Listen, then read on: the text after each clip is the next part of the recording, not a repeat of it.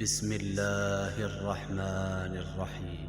والشمس وضحاها والقمر إذا تلاها والنهار إذا جلاها والليل إذا يغشاها والسماء وما بناها والأرض وما طحاها ونفس وما سواها فألهمها فجورها وتقواها قد أفلح من زكاها وقد خاب من دساها كذبت ثمود بطغواها إذ انبعث أشقاها فقال لهم رسول الله ناقة الله وسقياها فكذبوه فعقروها فدمدم عليهم ربهم بذنبهم فسواها ولا يخاف عقباها.